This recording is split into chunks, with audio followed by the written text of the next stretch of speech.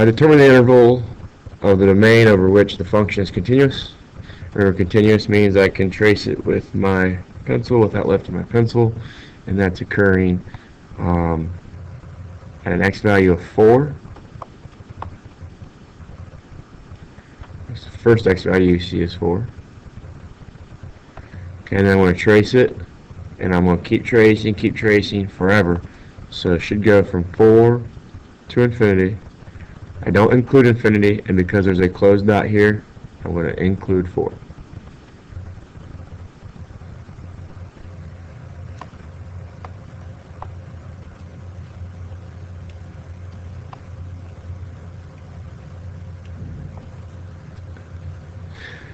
Same idea. Okay, we're looking at this picture here. We got an asymptote.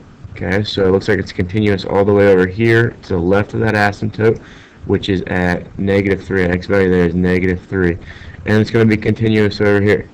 Okay, but it's discontinuous at -3. So the way we represent that interval would be -infinity up to -3. Don't include -3 because you never get there. That's where the asymptote is. This region is from -3 to positive infinity. Again, don't include -3 because that's the asymptote. You never get there. So what we're going to do then is union those two things, and it should be then option A.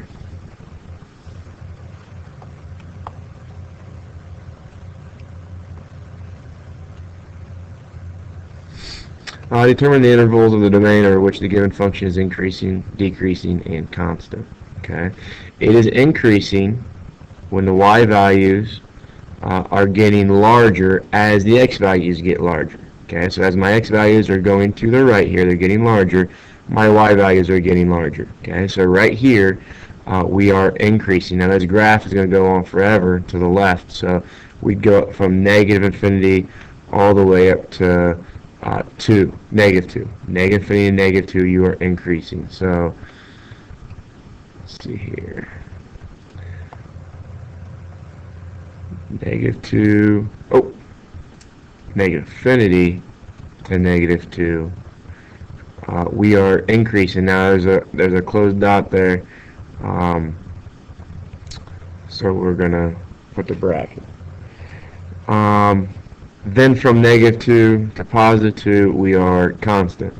Okay, -2, +2, constant, and then here it's decreasing from +2 to positive infinity.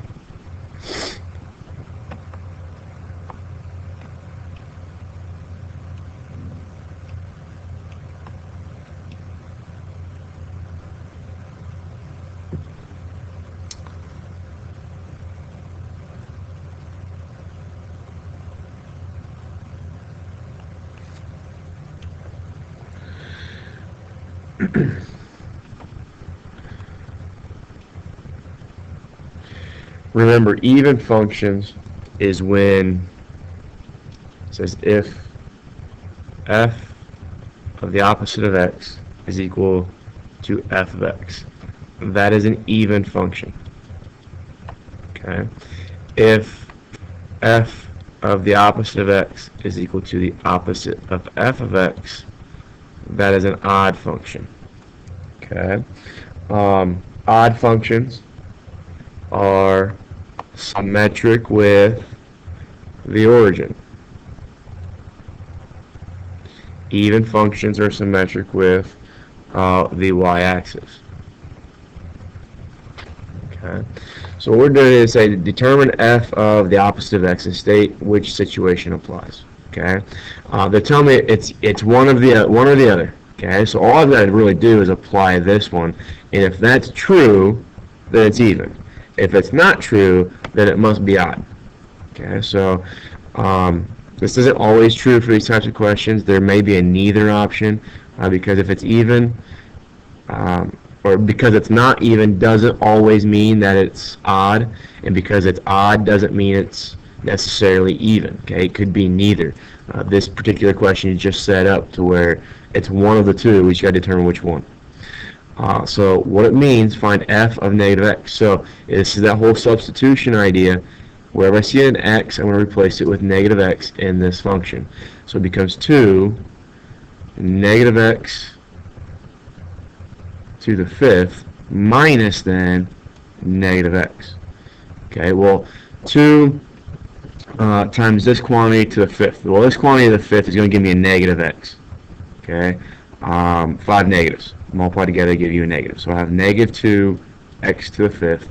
And now this is going to become plus, oh, not plus 5, plus x. Okay, so this is f of negative x. We're going to look at this and compare it to what we started with, f of x. Because if this is true, then it's an even function. Well, is that f of x? Is negative 2x to the fifth plus x what you started with? No, it's not. So this is false, so it's not even, so it must be odd. And if you look at this, look at this rule here for odd functions. It says this f of negative x should equal the opposite of f of x. Well, if I go ahead and multiply this whole thing by a negative, we'll get negative 2x to the fifth plus x. That's the opposite of f of x, and it matches up with what you have here. So this has to be an odd function.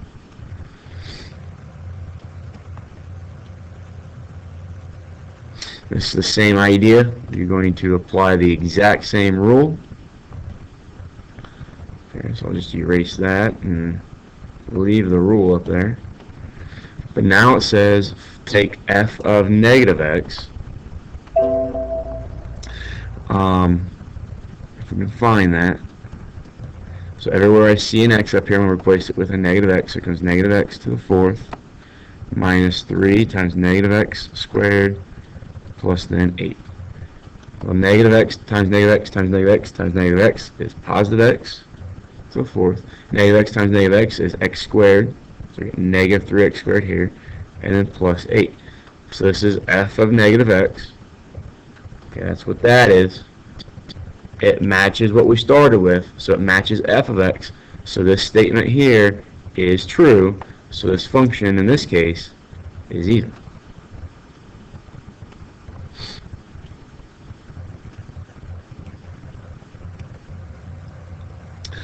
Use the graph to show the absolute value of f(x) from the foreshown.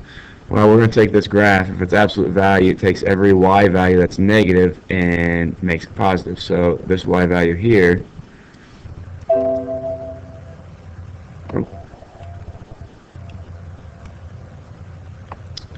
this y value right here is going to go there. This y value here is going to go there. This one here is going to go there. So my graph is eventually going to look something like that. And that matches up with, let's see here, oh, it matches up with option B. Okay. Hopefully, I mean, that's really the only option that has an absolute value look to it. It's the only one that has a V, so it's option B. Here says the range of f of x is negative infinity to 1. What is the range of y equals f of x, or absolute value of f of x, okay? You can do this without a picture. I think it's helpful, though, to maybe draw a picture. If we have a function, now it doesn't tell us what exactly the function is, but we know the y values go from negative infinity all the way up to 1, okay? So maybe my function looks something like that, where that y value there is 1. Okay. Now it says you're going to take the absolute value of this function. So everything that is below the x-axis, all of this stuff is going to get flipped above the x-axis. Okay, and when we flip it, distance is preserved. So, you know, this point right here is going to be the same distance from the x-axis as it was below, but now it's going to be above, so that point's going to be up there. Okay, this point here, we'll do the same thing, so that point's going to maybe be right there. And this graph is going to do the same idea that the blue graph did, but now it's reflected across the x-axis. So now if I look at my range now, okay, and remember this was going on forever down that direction, so it's going to go on forever in that direction. So that's positive infinity up here, And it's going to come down here, touch 0, and then go back to 1. Okay? In terms of the y value. So the largest y value that we got was infinity. The smallest y value that we got was 0. So this thing's going to go infinity to 0, including 0.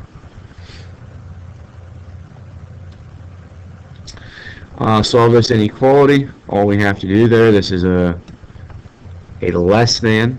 Okay, so it's telling me that my solution, whatever this distance is less than 1 unit away from 0, which means it could be negative 1 on the left-hand side of 0, or it could be on the right-hand side of 0. So that's why we have to create 2 minus 4x less than or equal to 1.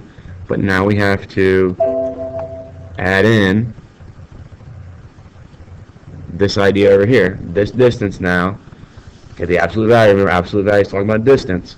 Okay, distance from 0, this amount here is now shown to be somewhere between negative 1 and 1. Well, that's from negative, if I think about a number line, there's 0, there's negative 1, there's 1. I'm forcing this a quantity here in the middle to be somewhere in between those, because that will then be a distance that is between, or I guess a distance that is less than 1 unit away from 0. Because if I'm here, okay, so if that quantity 2 minus 4x actually shows up here, that is less than 1 unit from 0. It could also show up over here. Well, that's still less than 1 unit from 0. So that's the idea of why we've got to create this additional part of here. But now I'm just going to solve this like an equation. Subtract 2 from both sides.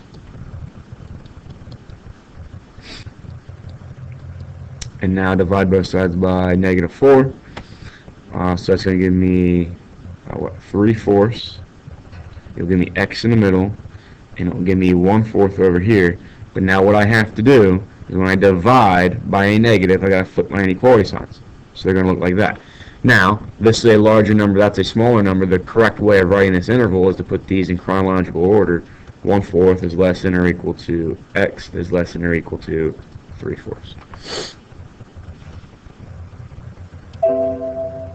If you would type it in, 3/4, what did I do wrong?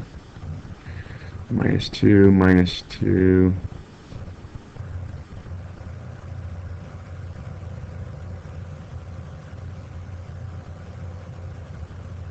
Oh, I'm sorry, when I hit, that's what happened. Ignore this. When I click this show completed problem, what it does, it regenerates a completely new problem. So this was the original problem we started with. This is the correct answer for it.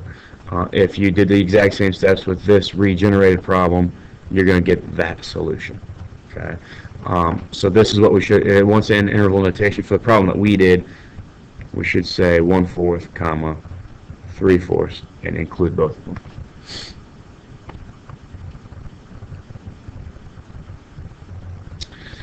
Here,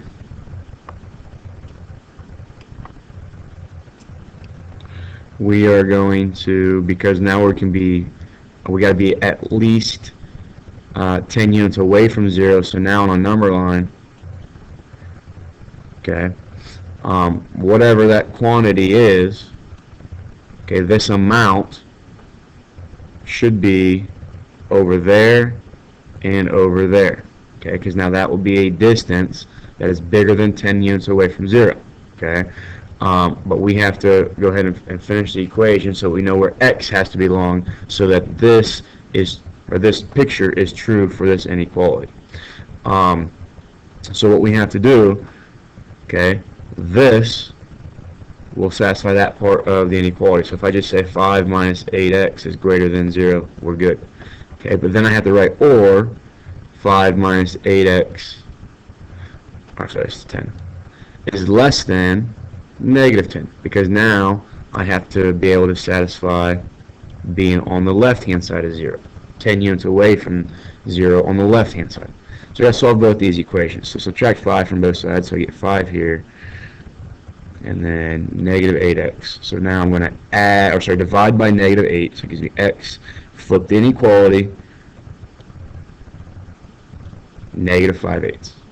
Okay, now over here, I'll subtract 5, so I get negative 8x less than or equal to negative 15.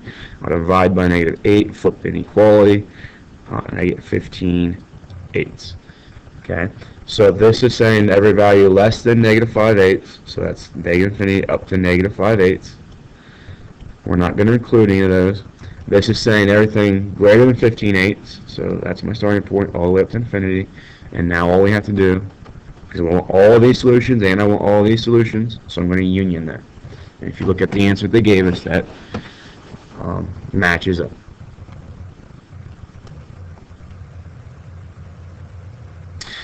This idea is really the same. You could do A, B, and C. Okay, B and C would be almost identical to what you did in the last couple questions. There's a little bit of question with what we do with the inequality because of the absolute value being there twice.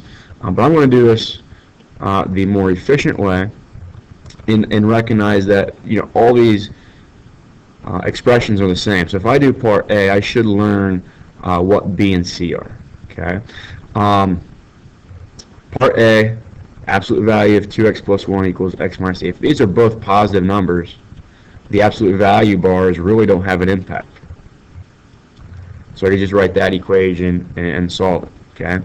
However, because it is absolute value, one of these could be positive and the other one could be negative. Because then when I take the absolute value of the positive one, I get positive. And when I take the absolute value of the negative one, I'm still going to get a positive.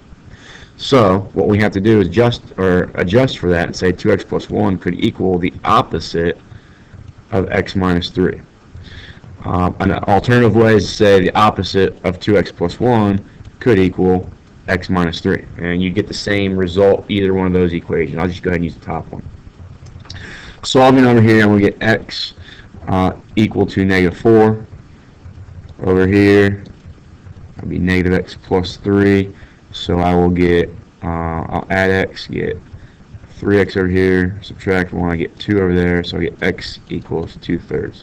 So you see, those are my two values when we're equal to, and that's what they're showing here. Now, what's nice about this is that this equation, or this inequality were the same.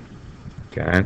So if I've got 0 there, negative 4 there, 2/3, maybe it's there.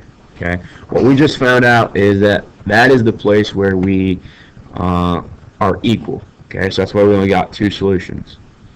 All right. But if I want to be greater than, okay, that means I have to be a distance away from 0, more than a distance away from 0. So greater than would be those solutions. So this part of the line is negative infinity to negative 4. This part of the line is 2/3 to infinity. Okay, so I didn't have to do any other math. I can just look at my intersections here and recognize, well, I'm going to be to the left of negative 4 and to the right of 2/3, and those values then will all satisfy that inequality. And because of the idea of complements then, we know that to be less than, it would be the opposite of being greater than. So the opposite of being greater than is going to be these values. Okay, and these are all parentheses because we're not going to, there's no equality in these inequalities. Okay, so they're all parentheses, but now negative 4 to positive 2/3 would be my picture there, or my result. If you looked at these on a graph, okay, you can, with our TI 84, 83, I looked through my notes. If that's the route you want to use, it's perfectly fine. But you're going to graph, this into Y1 and this into Y2. Where they intersect would be part A. Where the Y1 is above Y2 would be your results for B. And where Y1 is less than Y2 would be your results for C.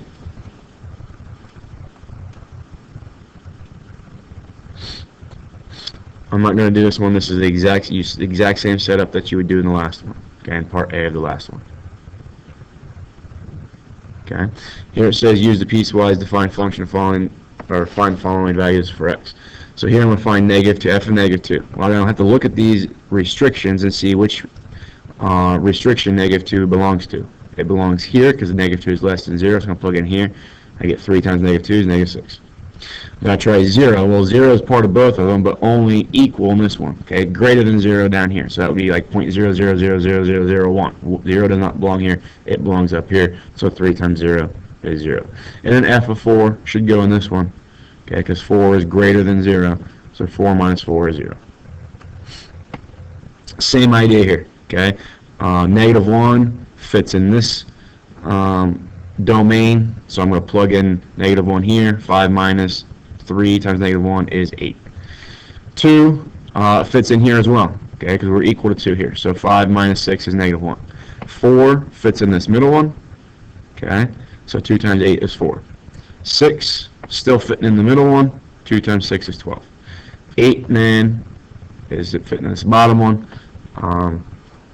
So I'm going to get what, 32 plus 3 is 35.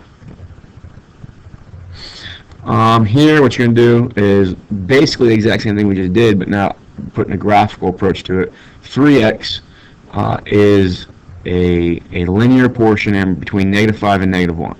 Okay, it's a positive slope between negative 5 and negative 1. If I look at all of these, okay, D and B look like they're talking about a positive slope between negative 5 and negative 1.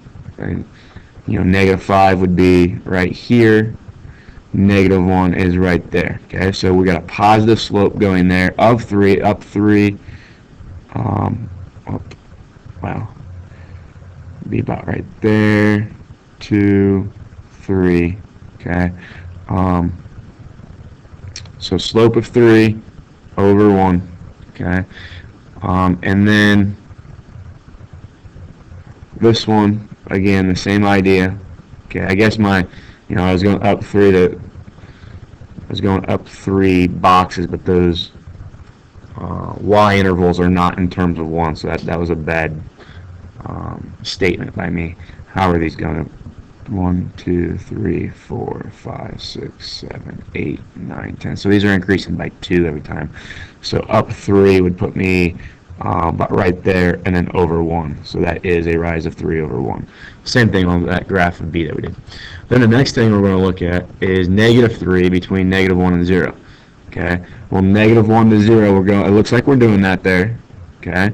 And this portion here, or in this graph, let's close that one out, look at B again.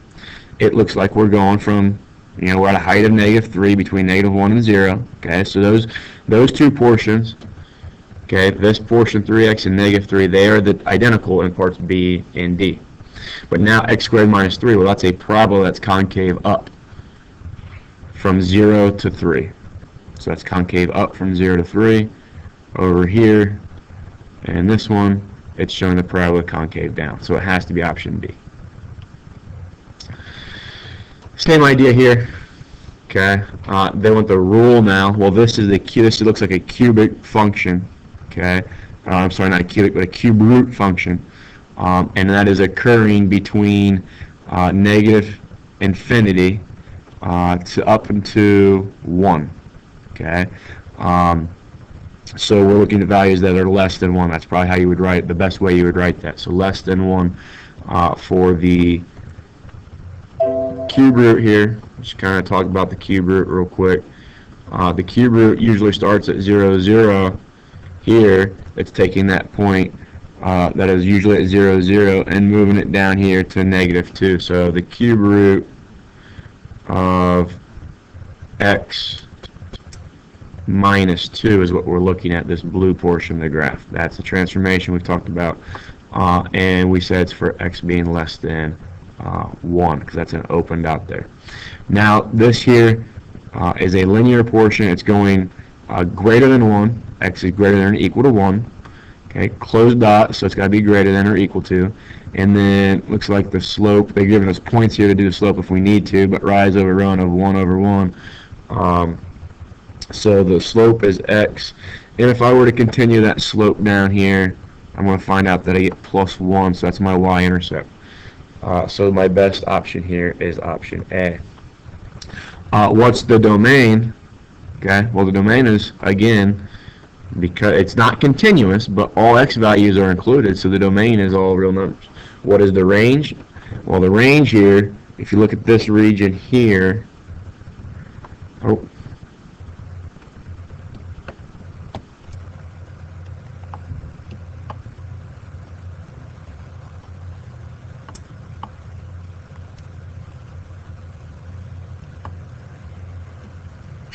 If I look at that range right there, there's no y values there.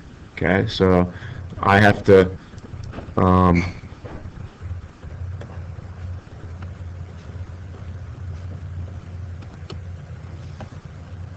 right, so sorry about that. Somebody come in. So these y values here are not expressed, they're not shown. If I were to graph all the or list all the ordered pairs for this function, those y values would not show up. Okay, so the range, the lowest range value is negative infinity. We're going to go all the way up to -1, but that was an open dot right there, so we're not going to include -1. Okay, now the range starts back up at 2. We include 2. It's going to go to positive infinity. All right, and then we're going to union those. So that's why C is the best option there.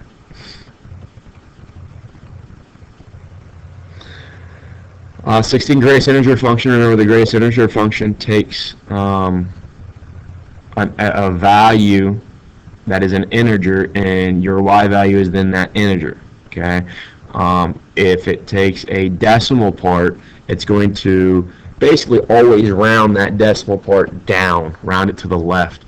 So what we're doing here, the reason this is my answer, part A, or option A, is because if we start thinking about some values that we could plug in for my greatest integer function here, let's just say I choose x to be 0. Okay, if I plug 0 in here, I'm going to get 2.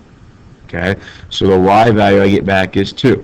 Okay, remember, if you get an integer inside the greatest integer function, the result then is that integer. So when x is 0, we get 2. Okay. Now we'll talk about in a moment. Okay, I'm sorry, 0, 2 would be up here. So that's why it's closed there. Okay, now if I go to the right a little bit, I don't want to try, well, let's try 1. Okay, and it's not going to be graphed on this picture, but if I try a value of 1, 2 times 1 is 2 plus 2 is 4. So now the greatest integer value of 4 is that integer of 4. So when x is 1, we'd be up here at 4.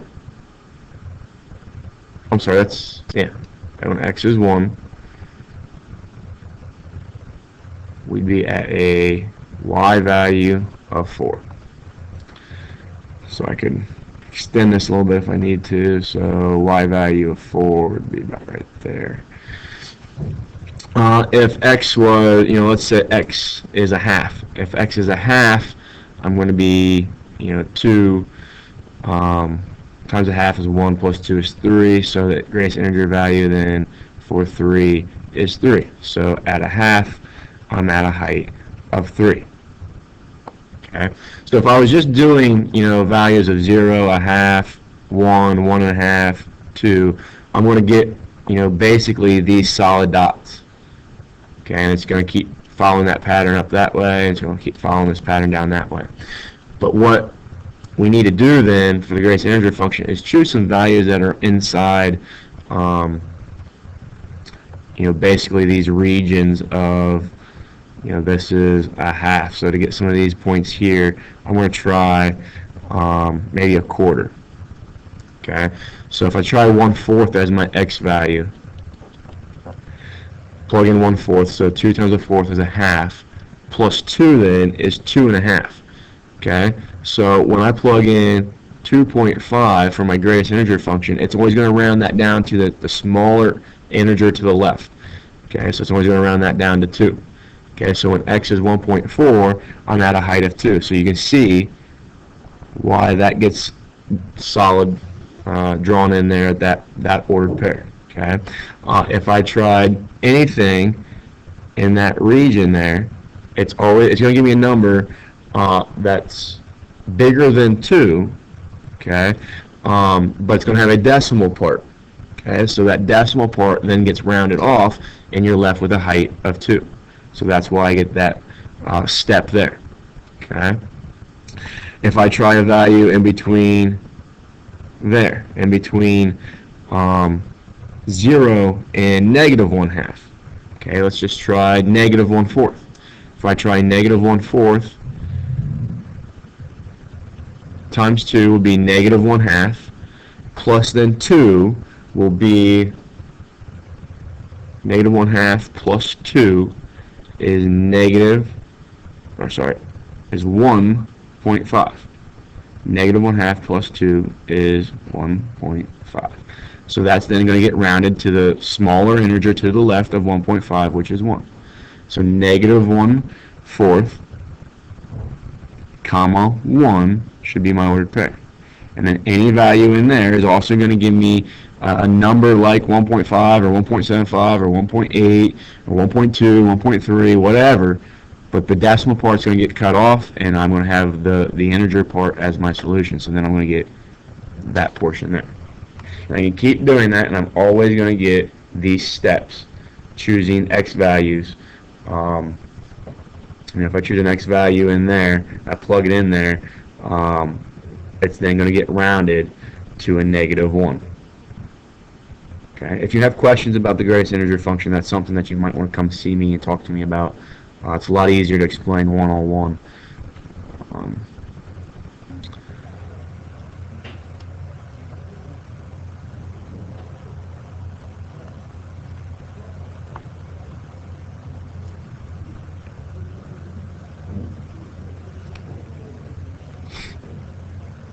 Hey, just adding these together.